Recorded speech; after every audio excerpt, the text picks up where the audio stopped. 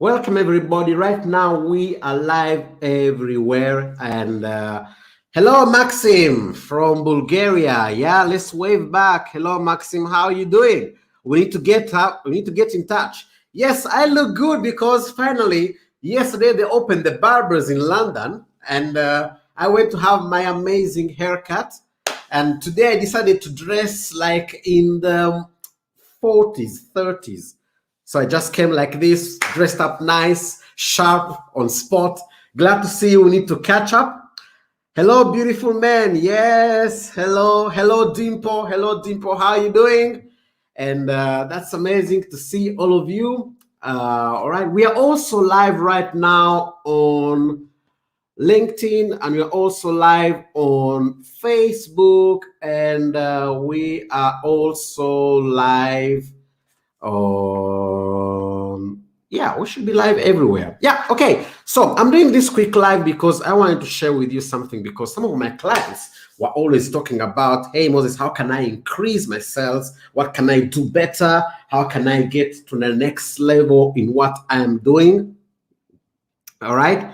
So hello, hello Martina, glad to see you. Let's wave to everybody. By the way, if you're watching us right now, just click on the button, share it, and spread the news. Spread it with other people. Share it, share it, share it, share it. So today I want to talk about what makes people buy. How come sometimes you find people that it's easy for them, okay, to do something, and it's easy for them to sell, it's easy for them to buy, and for other people it's really hard for them to get to be able to make a sale. Okay, I was incredible. All my life I've been always in sales. I've been always in sales, and for me selling is serving. So first of all, you need to understand that you need to love to sell. Selling is serving. The moment you get into this mindset that selling is serving, you get into doing a service to others, a way of helping and supporting others by doing your service of sales. All right. So what makes people buy? The one thing that makes people buy is the fact that they have a twin force that I'm going to show you right now. Let me just check, because I don't know what's going on with LinkedIn. I can't go live on LinkedIn. I will see how to sort it out. Okay, no problem. Let's keep on moving. When it comes, hello Gabby. When it comes to sales and when it comes to doing specific action, okay, we need to understand that traditional sales always teach that you need to understand the needs of your clients, understand the needs of your customers. And once you understand the needs of your customers, you need to find a way of covering those gaps, fulfilling their needs. And once you add value and fulfill their needs, that's when they will buy. Now, I can tell you, based on my experience, for one, at a certain level, this is totally true.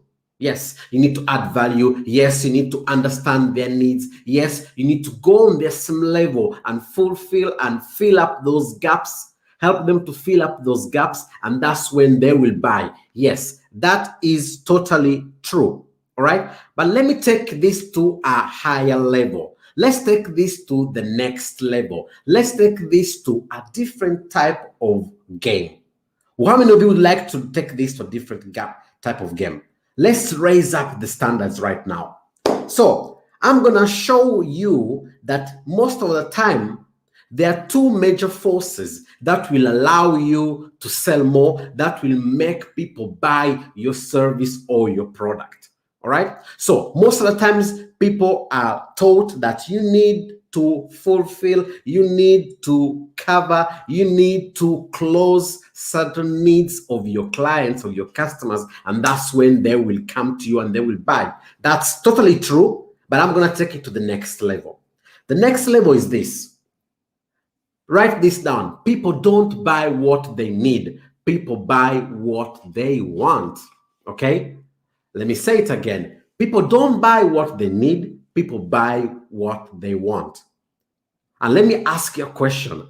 How many of you know that you need to eat healthier, to spend some time in the gym, or to eat alkaline, or to have an alkaline diet? So reduce eating meat and eat more vegetables. How many of you know that you need to do that? But let me ask you a question. How many of you would really like right now, and you want right now, an amazing donut, an amazing cake, an amazing dessert, an amazing beefsteak, for example? So we don't buy what we need, we buy what we want. And let me tell you this, the industry of commercial and the industry of advertisement, they know exactly that you don't buy what you need, you always buy what you want. That's why they always put in you images, they put in you always desires to get to buy what you don't really need, but what you truly want. So in this short video, I'm going to share with you quickly one secret that can change the game. First of all, if you like this, share it and invite other people to watch this video. All right. So what happens? What happens is this: when you like and you want something, it's because you associate pleasure to that thing. So I'm going to introduce you a concept which is pain and pleasure. These are two twin forces that once you leverage on pleasure rather than pain, what happens is that automatically you will do things that make you go to pleasure rather than pain. And this is what I call the 3 P's. Okay? People, pain, pleasure. So people move toward pleasure and away from pain. So the reason why people buy and why people may buy your service is this: if your service or your product, in the mind of your customer, okay, in the mind of your customer, if they can associate more pleasure buying your service and your product than the pain of doing the investment, that's when they will buy. The reason why they're not buying is that they associate more pain in getting your service or your product than pleasure. So let's look at this. We've got Gabby. Gabby is saying, I sell insurance, but they tell I don't need. How to present them? Thank you. Okay, so Gabby, the reason is that when you go and sell insurance, okay, that's not what they want. Yes, they need the insurance, but if you go and tell them, hey, you are 50 years, you need to get insurance, they will never buy insurance because they associate in their mind enough pain in getting the insurance, because probably they're going to lose their being young, their being still with energy. You're putting in them the cruel reality that things are changing. So Gabby, what you have to do is leverage on pain and pleasure. So for example, you are selling insurance. Put in front of them the perspective of, hey, you are selling insurance. Imagine if you are protected in these areas, the people that you love will be protected. If you protect yourself in these areas, you can even enjoy more of this. Or leverage on pain. What would happen in 5 years if you lose your job? What would happen if you burn your house for whatever reason, you lose it? What would happen if you don't have an insurance for your kids, if you don't have a life insurance? So leverage on pain and pleasure. Now, it may sound quite weird and quite not the best compelling way of communicating, but as a coach, what I teach my clients is I teach them the psychology. I'm an expert in the human behavior, so I teach my clients the psychology that's behind why we do certain types of things. So I'm not here telling you if it's right or wrong or what you should do. I'm here as a coach to give you a different type of perspective so you can know better what actions to take. So for our friend Gabby, who is on Instagram right now, Gabby, you need to leverage on either the pain. What would you lose if you don't take that action? You are free to choose. You don't want to buy this? No problem. What will happen to your kids? What will happen to your house? What will happen to anything? Because sometimes our mind, we try to avoid, okay? And because we see it as pain, we try to run away from it, trying to find temporary pleasure. So Gabby, if I would be you, I would come up with some coaching questions like, what makes you feel good? What makes you feel happy? What else? What would happen if you could experience more of this joy? And at the same time, what would happen if you'd experience this bad feeling?